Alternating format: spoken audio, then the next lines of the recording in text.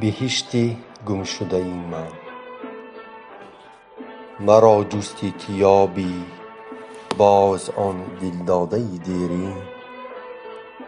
چرا بیهوده می کابی مرا دیگر نمی یابی؟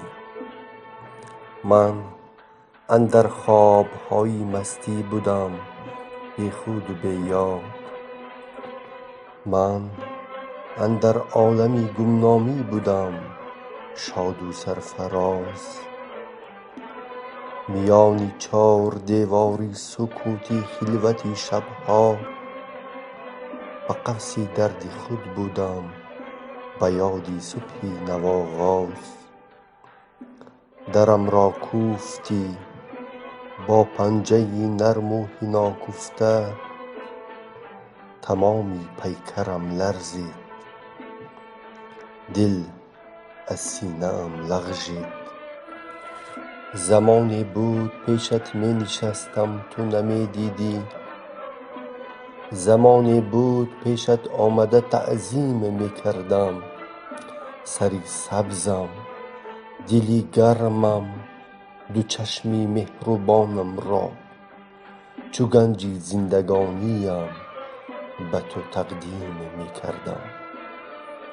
جوانی همچو نقشی بوسه لبهای تو گم شد، ولی زان بوسه ها در یاد مهر جاودانی ماند. همه بخت زمینی رفت با نقش قدم هایت، به من تنها خیالی خام و بخت آسمانی ماند. فرو ریزید اخترهای خاموشی درخشنده درون قاشقی دستم که من دستی تهی هستم. درون قاشقی دستم که من دستی تهی هستم.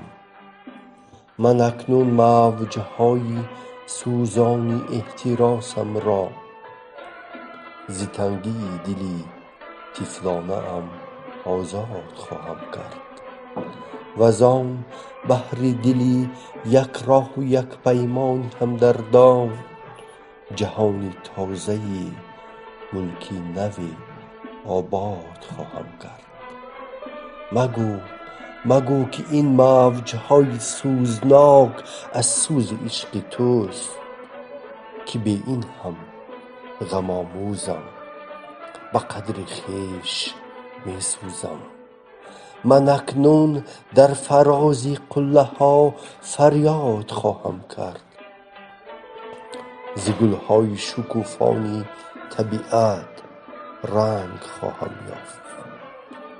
من اکنون از نگاهی راهگذرها شرم خواهم کرد، ز راهی رفت و آی تو هزار آهنگ خواهم یافت.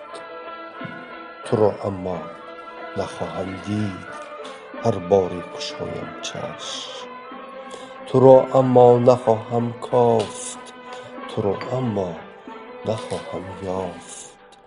به آن خانه که در آن رویت از دست تو گلباغی، به آن راهی که در آن نقش ماند از خرام تو، به آن در که بر رویت باز گردد چون دلی عاشق، به آن سر که شود قربان به راهی تو به نام تو، به آن دستی که دور گردن تو حلقه خواهد شد.